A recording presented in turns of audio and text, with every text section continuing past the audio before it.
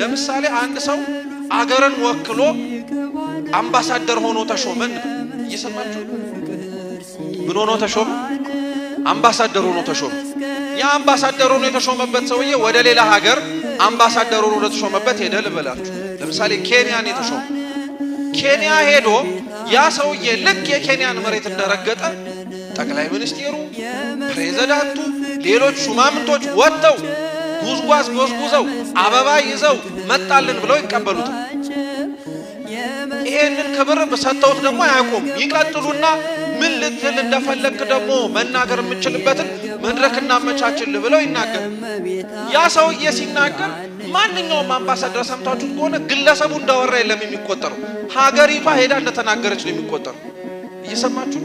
አንድ ሰው ለወከለው ሀገር ሄዶ ሌላ ቦታ ሲናገር ግለሰቡ ሳይሆን ሀገሪቷን የተናገረችው ከተባለ አንድ ሰው ወክሎት ለሄደበት ሌላ ሀገር ሲሄድ የሚደረግለት አቀባበል ግለሰቡ ስለመጣ ሳይሆን ሀገሪቷን ወክሎ ስለመጣ የሚደረግለት አቀባበል ነው ብለን ካመንን በባል አይን ሚስት ታያለች በሚስት ጆሮ ባል ይሰማል ቢባል ምን ይደንቃል ሊያውም እኮ በቅዱስ ቁርባን ያልተሳሰረ መሐላ እኮ ነው አምባሳደር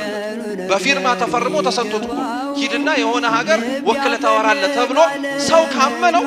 እንዴት ነው በቅዱስ ሥጋውና በክቡር ደሙ ባልና ሚስት ተሳስረው በአንዱ ጆሮ ሌላው ይሰማል በአንዱ አይን ሌላው ያያል ቢባል የሚደንቅ